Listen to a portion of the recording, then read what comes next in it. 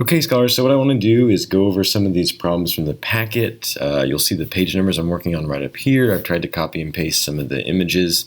This is the one that we started going over.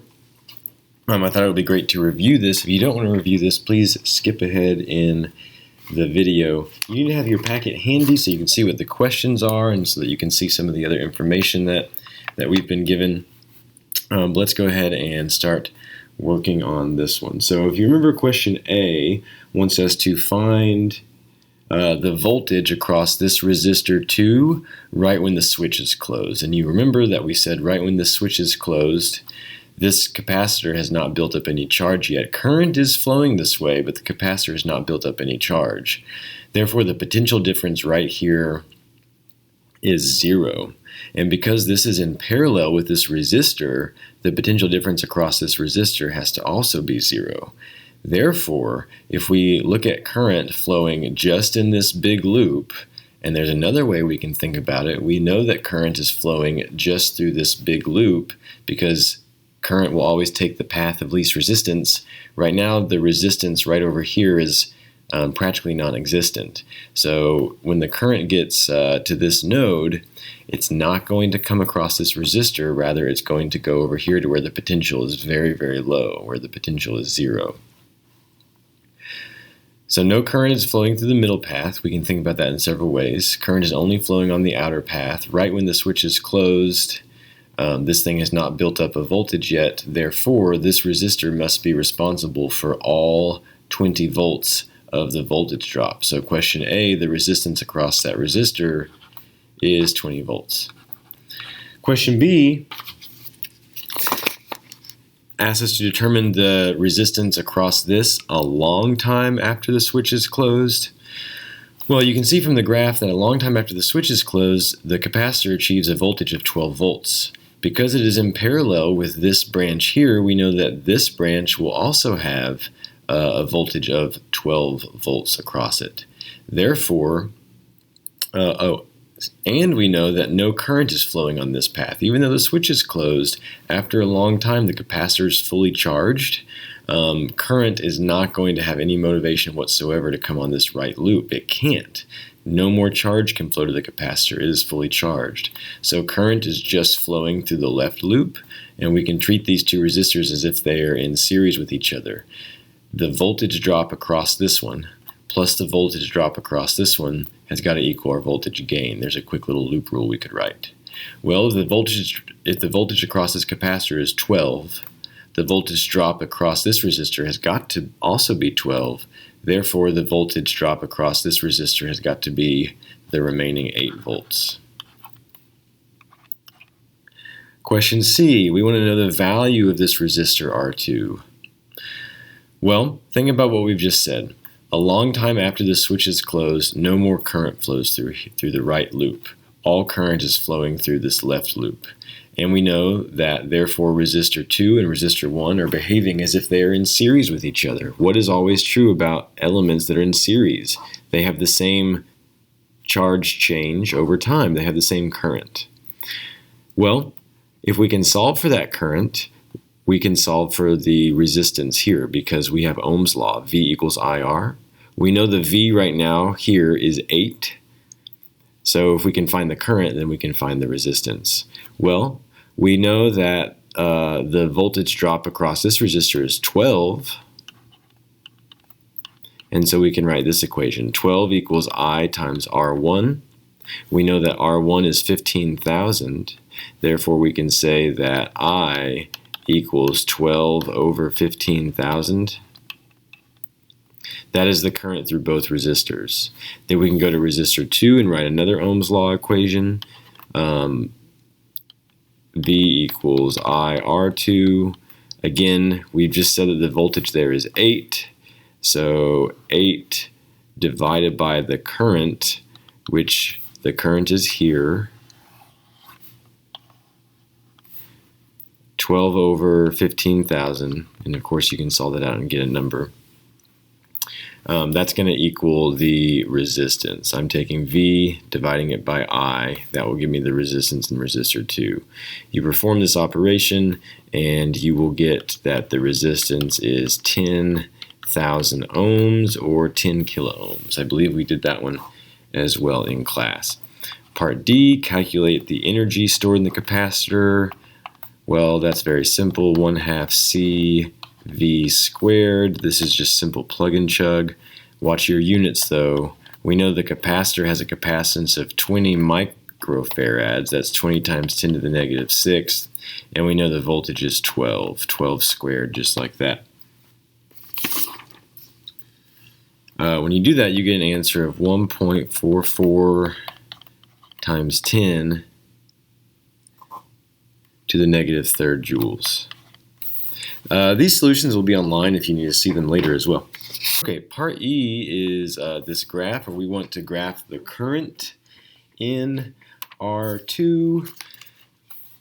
Well,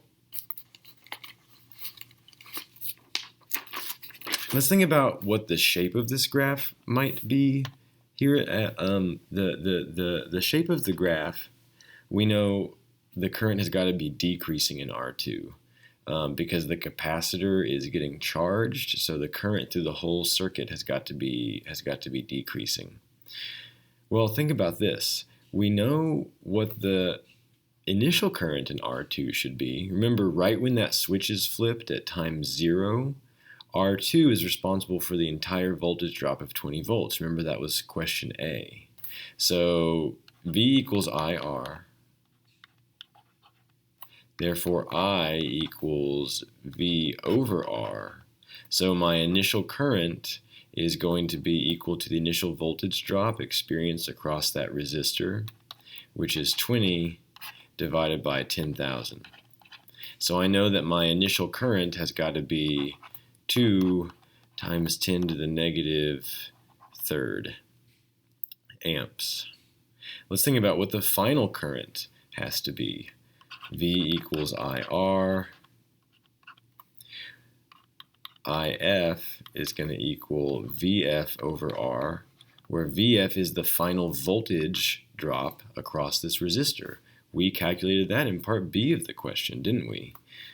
So we know that's 8 over 10,000, which is 8 times 10 to the negative fourth amps. So we know that the current has got to start here and drop to this.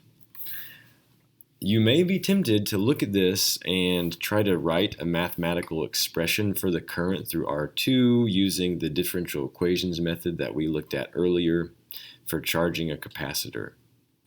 However, that's going to be complicated because our capacitor is in parallel with another resistor. And to sketch a graph, which is all they're asking us to do in this question, we don't have to derive an equation. We already know that the current is going to be decreasing at a decreasing rate. So if we can think about the initial and the final values, we're good to go. So we need to be careful now to plot these values. So what I said is, let me let every little unit here be a milliamp times 10 to the negative third.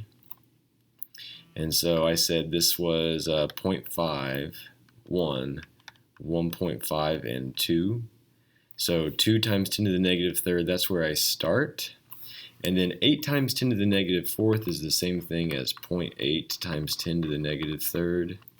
So I can graph that final position right about here. And I know I need to be careful thinking through when that is reached. If you go back and look at the graph for when the capacitor is fully charged, it's about 7 seconds. So I know that I need to end right here at about 7 seconds. So my graph is going to look just like this. Curving down, whoops, you get the idea. Curving down to meet that this final value. All right. Okay, and then we get the final question, question F, of if we replace resistor 2 now with a lower resistance resistor, what's going to happen to the energy stored over here? Well, we can think about this in several ways. First of all, we know that this resistor is dissipating energy as the battery spends energy to redistribute charge to create the electric field to pump the charge around and charge the capacitor and store energy in the capacitor. We know that all of that current has to pass through this resistor. And so the resistor is dissipating some amount of energy. That's called power, which is proportional to current and resistance. So I know that if there's a lower resistance resistor here, that is going to be dissipating less energy overall, and therefore the capacitor should be getting more energy. So right away I can say that, yeah, the capacitor must be getting more energy. Here's another way of thinking about it. Remember what we said about at the end, the voltage the capacitor is able to reach of 12 volts? We said that that must mean that the voltage drop across this resistor R1 is also 12 volts because they are in parallel with each other. Well, think about this. If this resistance is less, then I get less of a voltage drop across this, V equals IR.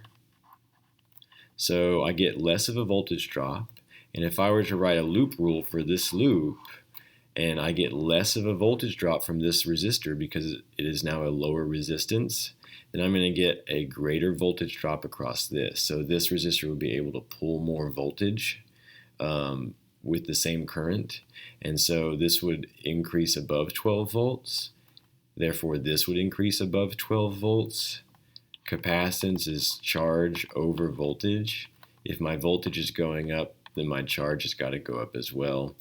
Oh, but the question's asking about energy, isn't it? Well, we know that energy is 1/2 CV squared. So if my voltage over here on the capacitor is going up, then of course the stored energy will go up. So the answer to part F is greater. Once again, we think about that in two different ways. The first way, lower resistance, lower dissipated energy, more energy reaching and making it out here on the capacitor. Another way of thinking about it is that the capacitor is going to be able to reach a greater, higher voltage because I get less of a voltage drop, basically, from this resistor right here. All right, so that was that for your response question.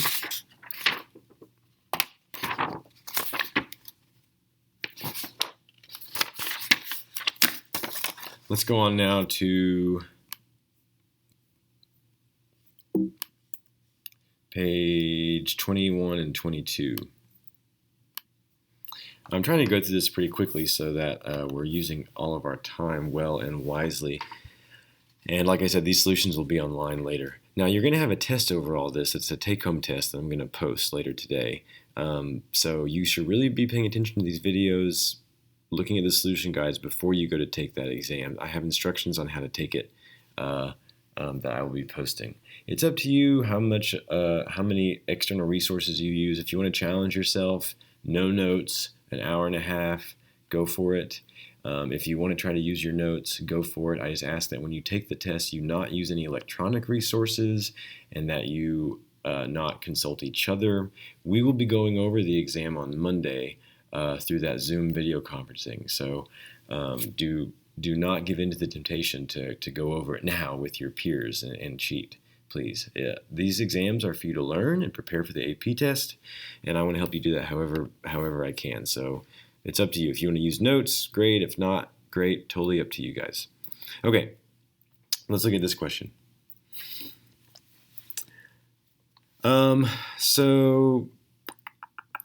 The switch is closed, and I get something called a steady state, which means that once I close this switch, the capacitor is pulling some current, and that current we know will change based on the behavior of the capacitor, how charged it is. But once I reach a steady state, basically the capacitor is done charging and everything has evened out, so to speak. So what's my current like when the capacitor is done charging? Well, with the switch closed, and the capacitor is done charging, there's not going to be any current over here. Of course there's not going to be any current over here, which we've discussed many times before. No more charge can be shoved onto the capacitor. So this whole branch is basically shut down. So current is only flowing through this loop right here. And so to answer this question is going to be quite simple now.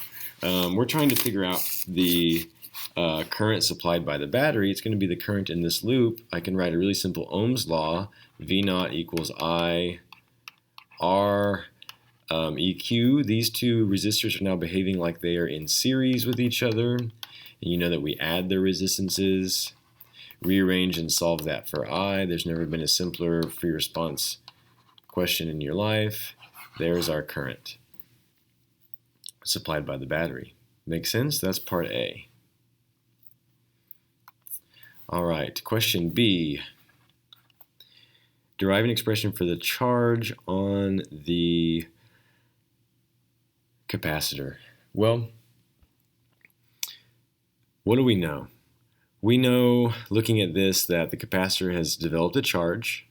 We know that capacitance has a capacitance of C. That equals Q over V. So I'm wondering if we can figure out what this V is, if we can rearrange this and say that CV equals Q. So what we should do is try to figure out how we can get an expression for that voltage that the capacitor has stored on it at this time. Well, I know that these two resistors, once the switch is closed, the capacitor is charged. No more current is going on this rightmost branch. I know these two resistors act in series with each other, and I know that they both have voltage drops across them.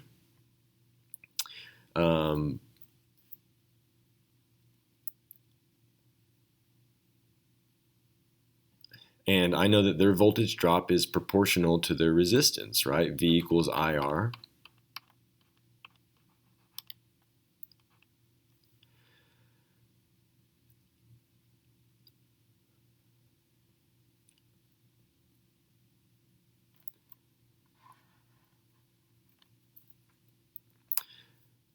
And I know that I have current flowing this way. And we just derived an expression for that current. So I can very easily go back and figure out what the voltage drop across this resistor is right here. The voltage drop across that resistor, it's in a parallel branch with this branch. So that must be equal to the voltage drop across this branch. But think about this. This resistor is pulling no current right now, because again, current is just flowing over here. So the voltage drop here has got to be 0. So the voltage of the capacitor has got to equal the voltage drop across this resistor. Let me say that one more time. The switch is closed. I've achieved steady state. There's no current flowing over here anymore. I just have current flowing in this loop. I can recognize that this path is parallel to this path. The voltage drop across this path must be equal to the voltage drop across this path. There is no current flowing through this resistor, so it has no voltage drop across it. Therefore, the voltage of the capacitor has got to equal the voltage across this parallel pathway, the voltage in that resistor R. I can figure out the voltage in that resistor R. It's going to be the current times that resistance. I figured out earlier that the current was V naught over 3R. So I'm going to get V naught over 3R times R, and that's going to be the voltage drop across that resistor. That looks like it's just going to be V naught over 3, doesn't it? So the voltage drop across this resistor is V naught over 3. By the way, we could figure that out very simply. I know that the voltage drop across this plus the drop across this must equal V naught, and the voltage drops are proportional to resistance. That's Ohm's law. So this one must be twice this one, and they have to add up to this. Okay, do you all see what I'm saying? The voltage across the capacitor has got to be equal to the voltage drop across this resistor. I can solve that very easily. It's V naught over 3. Therefore, combine these expressions. My charge is equal to CV naught over 3. That is the charge of the charged capacitor. Okay?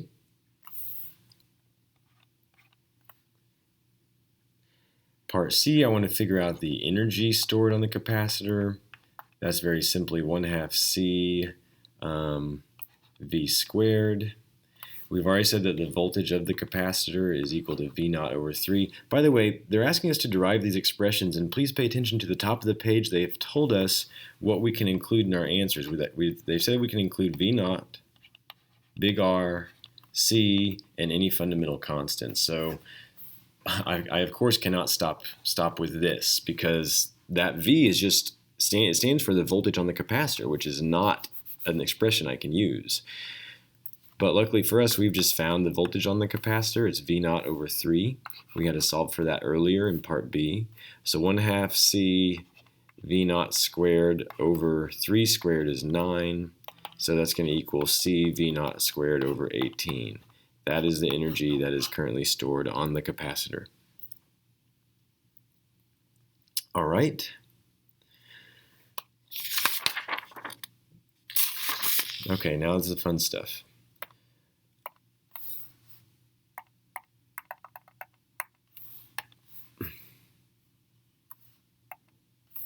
Okay. Part D, write but do not solve a differential equation that could be used to solve for the charge on the capacitor as a function of time after the switch is open. So I hope you get what's going on. You got to read these questions carefully and develop this changing picture in your brain. The switch is closed. The capacitor gets charged. I now open the switch. The capacitor is now discharging. Okay? So remember how we write these equations for a discharging capacitor. I'm going to write a loop rule for this. And I'm going to say, okay, the capacitor is now discharging. I'm going to have current flowing around. And that current I'm going to call little I, because it's changing as time goes on. So negative I to R, that will be the voltage drop across this, minus IR, minus the voltage change that happens with this capacitor. C equals Q over V, so V equals Q over C, minus Q over C has got to all equal 0. Now, remember that that this expression is a little bit wonky, because if you go through and try to write a loop rule, you're going to get a drop here, and then you're going from a negative terminal to a positive terminal, which should be a gain right here. That's how we would normally do it, but remember that it's a little wonky when we're writing these expressions for a discharging capacitor. When my capacitor is discharging, I have got to treat it opposite. Whenever you're writing a loop rule equation for a discharging capacitor, you want to have nothing but voltage drops in your equation. Okay, that's the simplest thing I can say when your capacitor is being discharged. All right. The reason for this is because we want to try to keep the same perspective as earlier. Earlier we had the current coming around this way. Now we have it going opposite. So it's kind of like we have to flip some things. Okay. Now there is another way you could do it, and I'll show you that in a moment. So I'm going to combine these terms, negative 3Ri minus Q over C equals 0. What is I? It is very simply dq dt minus Q over C equals 0.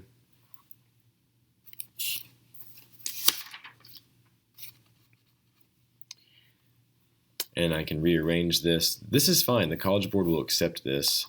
I like to rearrange to go ahead and at least start separating my variables. Negative 3R dq dt equals Q over C. So that is what your final answer should be, okay? When you're discharging a capacitor, you can always kind of anticipate how this is going to work out.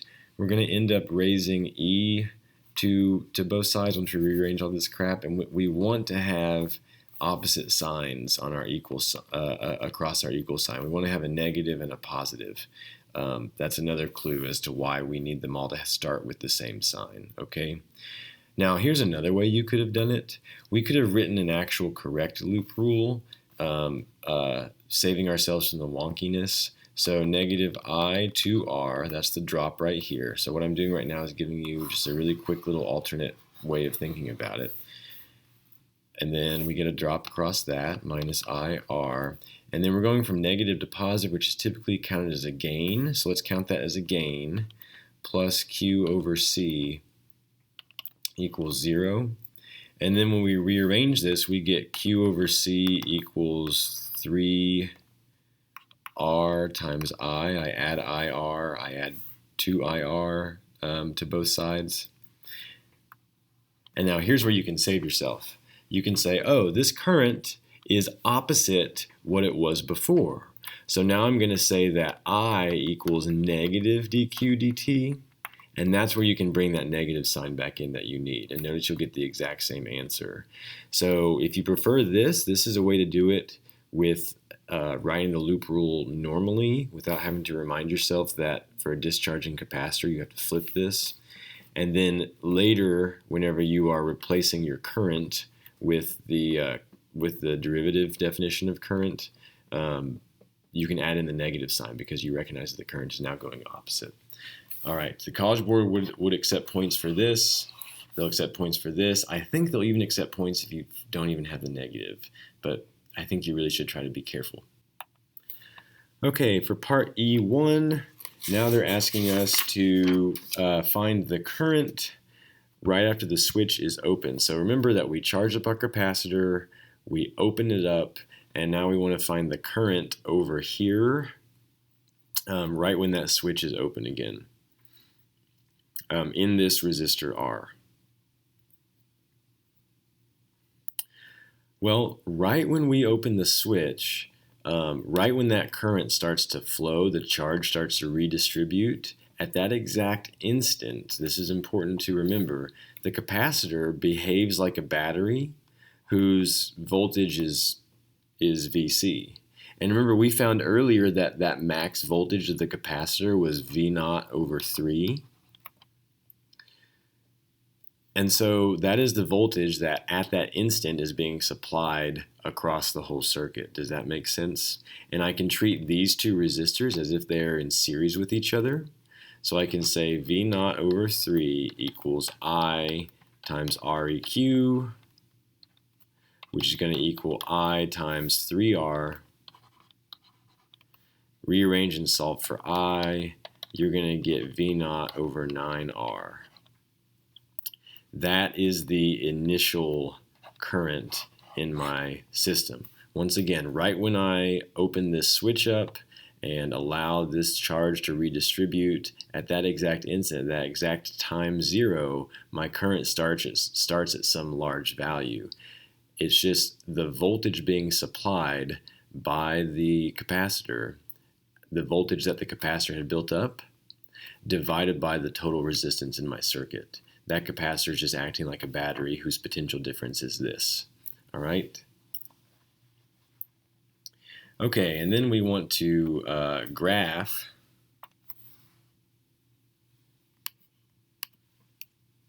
current versus time.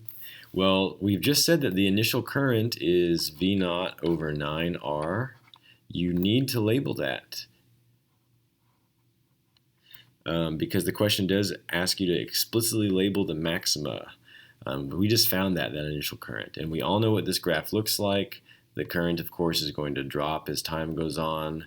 As the charges redistribute and the system re-equilibrates, the current is, the current is approaching 0, right? Anyway, that should not be at 0, dip below 0. It should just approach 0. You guys get the idea. The current is dropping down to approach 0. Okay, part F is super fun, and it's going to be really important for us to talk about. Is the total amount of energy dissipated in the resistors after the switch is opened greater than, less than, or equal to the amount of energy stored in the capacitor originally, calculated in part C? So once again, let's fix our minds on what is actually happening. So at the beginning, we had this switch closed. The capacitor got charged up. We found that the energy stored in the capacitor when it was charged was C V0 squared over 18. We found that in part C of this question. We opened the switch again, and the charge re-equilibrates, gets redistributed. I have current flowing back the other way. So it's like, remember, sometimes we can think about our capacitors like springs. It's like I've compressed the spring and now I'm letting the spring decompress. And think about what resistors do. They dissipate that energy away. Is there anything else that can dissipate the energy away in my system right now? There's not. The wires have negligible resistance.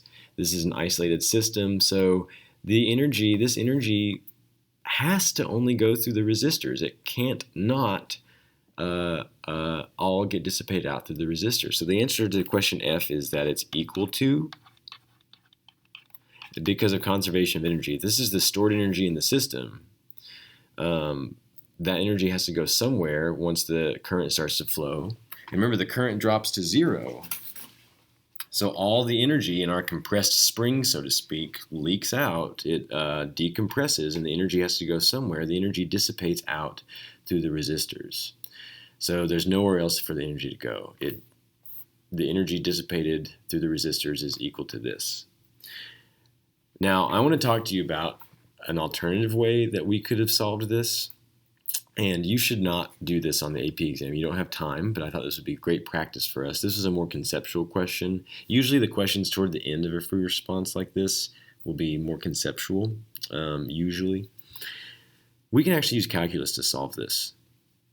So I know that the total power dissipated, and that's what I'm being asked about, right? The power dissipated is always equal to I squared R, where this R could be the power dissipated by a single resistor or the power dissipated throughout the entire system.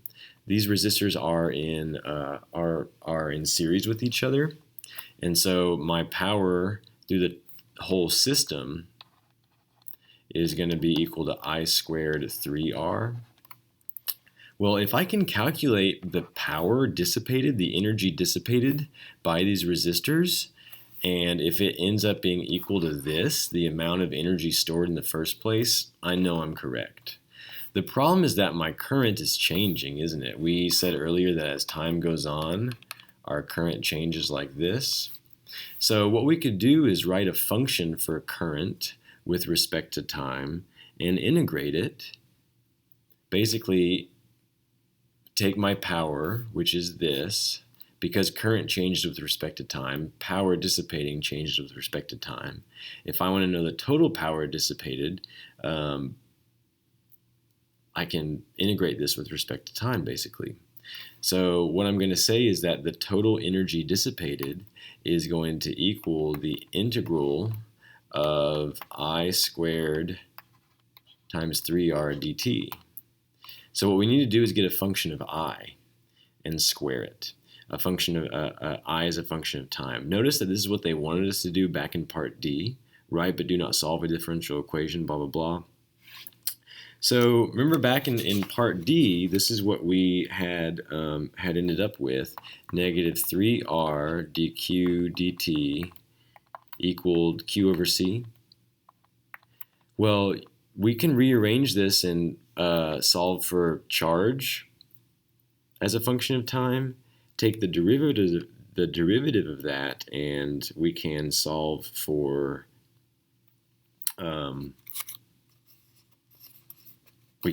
current with respect to time. We can actually get a mathematical function of this. So let's do that. First, we want to separate our variables.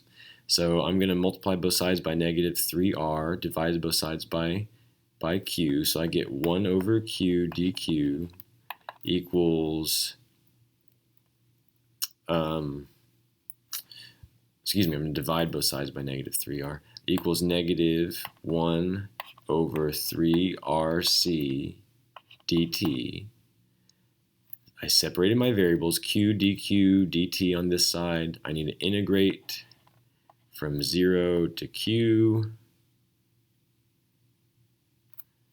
No, this was an expression for the capacitor discharging, wasn't it? So I actually start with some Q naught. I'm going to integrate this from 0 to T. Of course, the integral of this is the natural log. So that's going to become the natural log of Q evaluated from Q naught to Q. is going to equal negative T over 3RC. This should be looking somewhat familiar to you. Okay, so when we actually go back and solve that equation for charge with respect to time, we get this. Makes pretty good sense. Q naught basically decaying away from that initial Q naught, from that initial charge. This is an exponential decay function. I do want to point out that we have our tau, our time constant, down here. It's RC, where R is the total resistance in the circuit. I think I did fail to mention that whenever we were going over this in class, but 3RC here is going to be tau, my time constant, where 3R is the total resistance in the circuit, and C, of course, is the capacitance. So remember what I'm trying to do. I'm trying to verify that P equals I squared R, I squared 3R, where 3R is the total resistance in my circuit, that if I integrate this with respect to time, I should get the total energy dissipated. And I'm trying to prove that it's equal to the potential energy stored on the capacitor in the first place, which was CV0 squared over 18. So I'm trying to write an expression, a function of current with respect to time. So I solved the differential equation I wrote for charge earlier, and I now want to differentiate that, dq dt, because that is current as a function of time. And simple derivation, just use the chain rule. So I'm going to get negative Q naught over 3RC e to the negative t over 3RC. And now I want to square this because I have in power, it's I squared. So I squared is going to get me Q naught squared over 9R squared C squared e to the negative 2t over 3RC. I want to multiply this by 3R. And now this is my power. And if I integrate that, this is power as a function of time. If I integrate that from 0 to infinity with respect to time, I will get the total energy dissipated. So let's do that integral. All my constants come out. 3R Q naught squared over 9R squared C squared. We can simplify that later. Integral of e to the negative 2t over 3RC dt from 0 to infinity. You can do a u substitution here if you like, but I know that I need to bring out a negative 3RC over 2.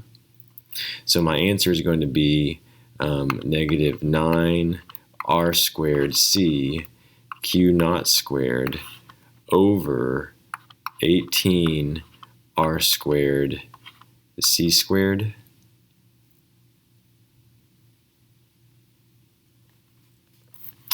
And of course the integral of this is just that. So e to the negative 2t over 3RC, evaluate it from time of 0 to time infinity. That's just going to get me 0 minus 1 in there. So my final answer is 9R squared C Q naught squared over 18R squared C squared. Now right now this does not look anything like this, but let's remember that we have Q naught in terms of other things. Back in part B of this question, we said that Q naught is C V naught over 3. So I'm going to remember that Q naught is C V naught over 3. And I can also simplify some things here, like my R squareds cancel out. This C cancels out, and I'm only left with the 1 C on the bottom. So right now I have 9. Here's my Q naught. I'm going to square it. C squared V naught squared over 3 squared is 9. 18C. And then, of course, I think everyone can see that that simplifies down to C V naught squared over 18. So yes, the power, the energy, total energy dissipated over that total time interval. Energy, so power is change in energy over change in time. What I've done is I've said, all right, change in energy therefore is going to equal P dt. If I integrate both of these, then my total energy dissipated, my total change in energy, is going to be the integral of P dt. That's all I've done. I've written power as a function of time. In order to do that, I had to write charge as a function of time, current as a function of time, square it, because it's I squared, and then integrate with respect to time. So that's what I'm doing. I will be posting this on the Solution Guides online, because this is a great question to go over to make sure that you understand all these concepts, how they're related, understand the calculus. But to answer the dang question from the College Board, we just have to say that yes, it's equal to, because as that energy dissipates, where else could it go?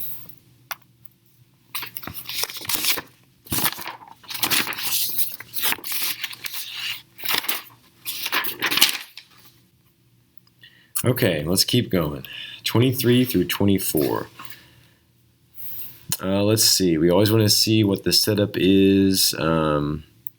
So at time 0, the capacitor is uncharged, and when the student closes the switch, we have a classic RC circuit, and this is the current as time goes on. So part A, we want to calculate the battery voltage. Well, remember what is true about time 0 in this scenario. It is as if the capacitor is not even there. We've seen this several times. It is as if this resistor is responsible for the entire voltage drop, right? So we have current flowing. No charge is built up on the capacitor. No potential difference is built up on the capacitor. So the potential difference from here to here is 0. So therefore, this thing has the complete voltage drop. So I can say that my EMF is going to equal 550 times whatever the current is at time 0, right? V equals IR, it's just Ohm's law. Well, I know that the current at time 0, please be careful with your graph, is right here. That's about 2.25 milliamps. So 2.25 times 10 to the negative third, millis to the negative third. That's going to get you an EMF of about 1.24 volts. Now, they will take a range of answers here based on how you read the graph. Maybe you didn't think it was 2.25, maybe you thought it was 2.3 or something. So the secret there is that at time 0, we have the current. It's as if the capacitor is not even there because it has not built up a potential difference yet. Calculate the voltage across the capacitor as, at time 4 seconds. Well, I know the current at 4 seconds is right here, and I called that about 0.4. So I know that the current at 4 seconds is about 0.4 times 10 to the negative 3 amps. Once again, be careful, it's milliamps. And I know that current is the same throughout this entire system because these elements are in series with each other. So I can write a loop rule. I can say that my voltage gain across this battery minus the voltage drop across this resistor, which is 550 I4, minus the voltage drop across the capacitor equals 0. That voltage drop across the capacitor is what I'm trying to find. So I can rearrange this and say epsilon minus 550, I know what I4 is, times 0.4 times 10 to the negative 3 is going to equal my voltage drop across the capacitor, the potential difference across the capacitor. I know what epsilon is, so I can plug and chug and solve that.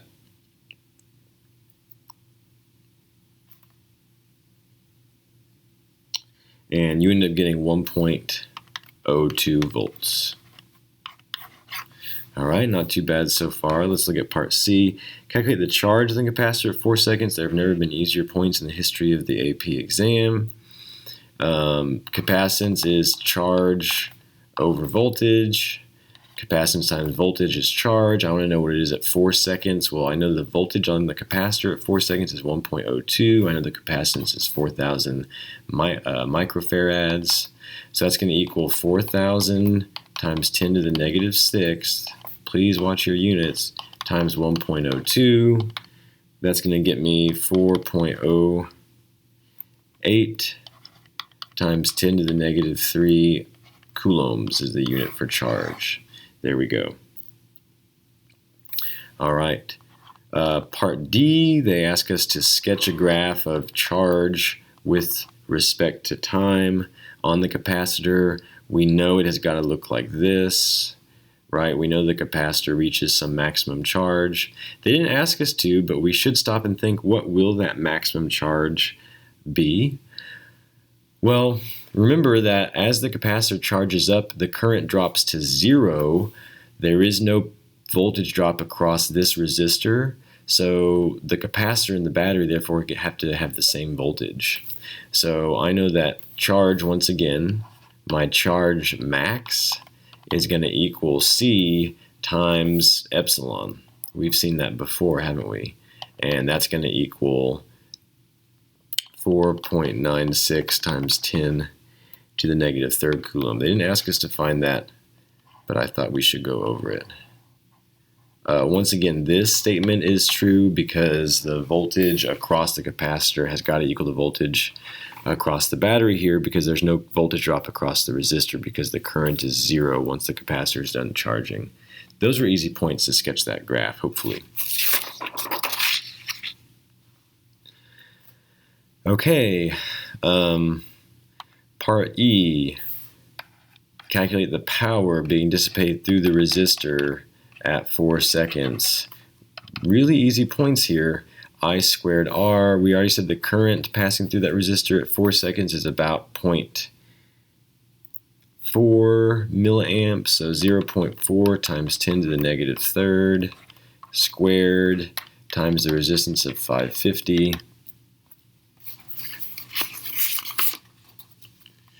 Not too bad. 8.8 times 10 to the negative fifth. What's our unit? Watts is power. Joules per second. How much energy is dissipating every second? Part F, the capacitor is discharged. We put a dielectric in with a dielectric constant kappa equals 3. Remember what that does? It increases this, right? Remember that capacitance is kappa times the old capacitance, right? So my capacitance just got tripled, basically. Capacitance is like the capability of the capacitor to store charge. So if I repeat this whole process, the capacitor, of course, is going to store more charge. In other words, I know that for every potential increase across the capacitor, the charge has got to increase because the capacitance has increased. The capacitance has tripled. So that was a pretty simple question. The answer is greater than. All right, I just have one more that I want us to go over, pages 25 and 26.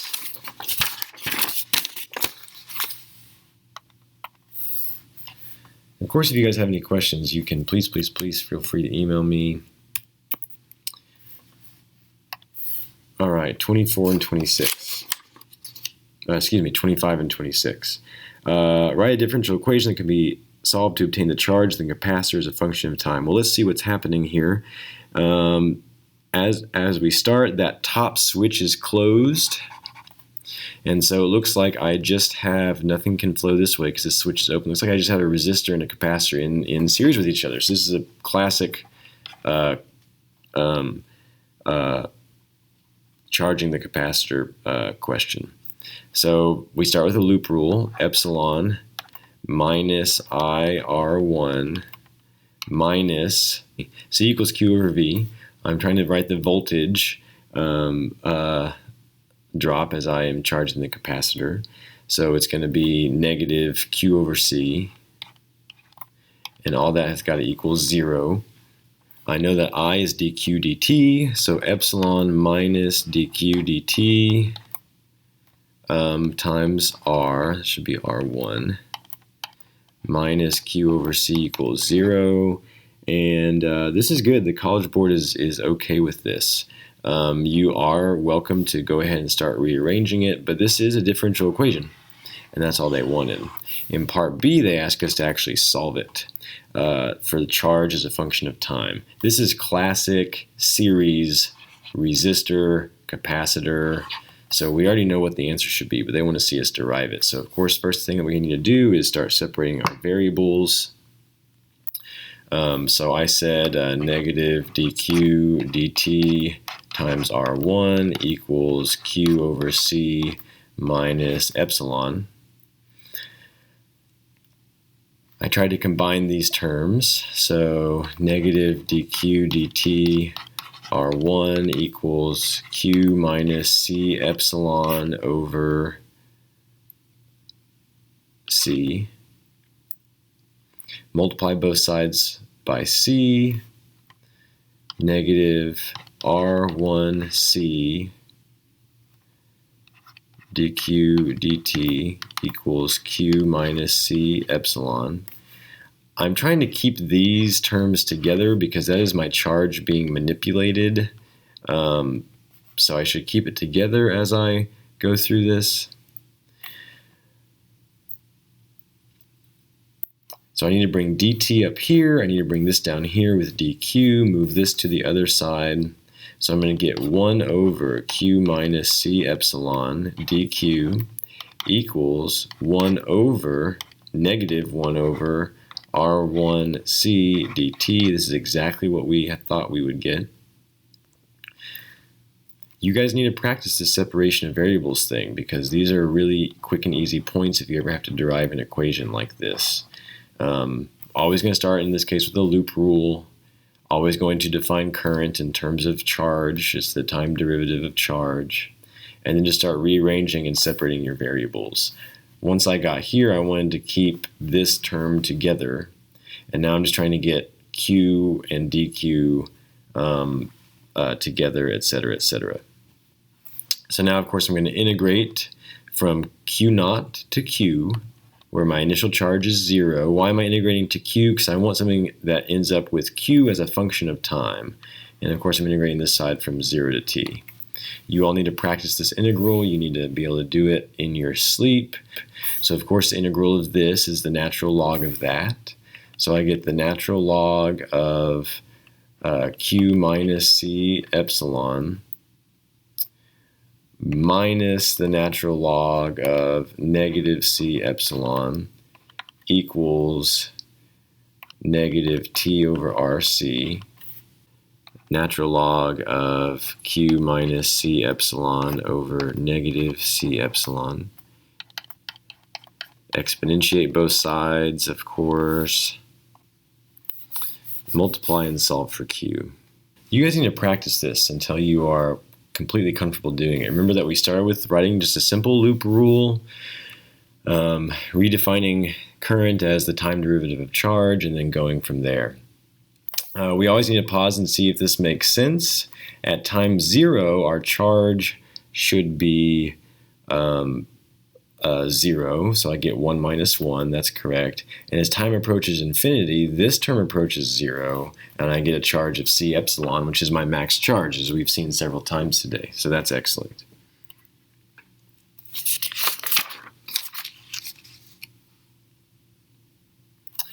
All right, so now question C is it gives me these values, and it says determine the time at which the capacitor has a voltage of 4 volts across it.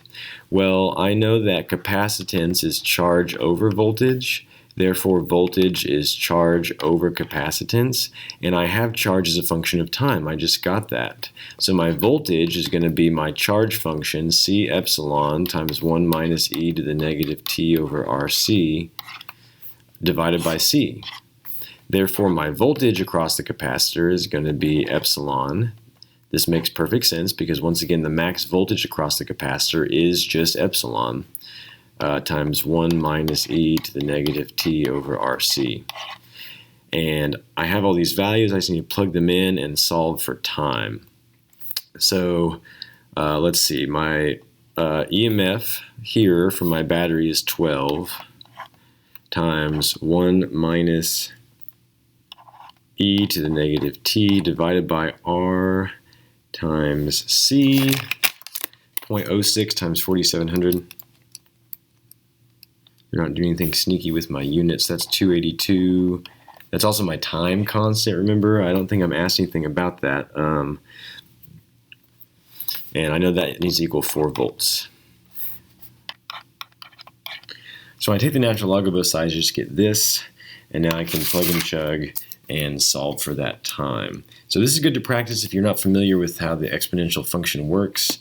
If I'm trying to solve for this, I need to take the natural log of both sides. The natural log of this, of e to the power of, is of course just that power, and I need to take the natural log of that side too. This looks like it's going to work out for me because the natural log of a fraction is of course a negative number, and that's going to take care of my negative sign there.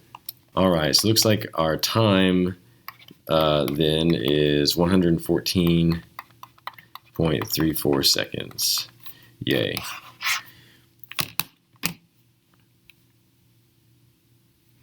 Okay, part D is a little bit tricky, but I think that we can get there. So, time, current. So here's the scenario. We have closed the switch for a long time, charging the capacitor. And then we restart our analysis with the charged capacitor, and we close this switch. So let's think about this. The capacitor was charged, so there was no more current passing through this whole big loop because it could not get through here. But now that my capacitor is allowed to discharge, I want you to think about what's going to be true about the current just in this little loop. Well, the capacitor is discharging as time goes on, and the current is going to decrease. Meanwhile, my current out here, which was 0, is going to increase.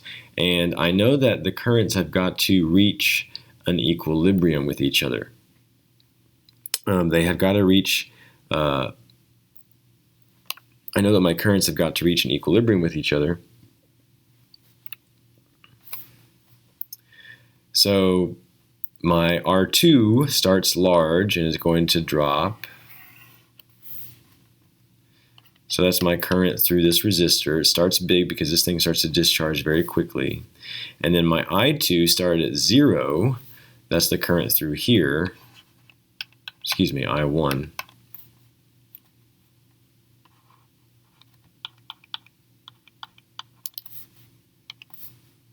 And that's going to rise. And eventually they're going to approach the same value. In other words, there's going to be one total current through this circuit, because the current from this capacitor is going to drop to 0. So the current, like right here, is going to be 0, and then I2 will become whatever I1 is. Does that make sense?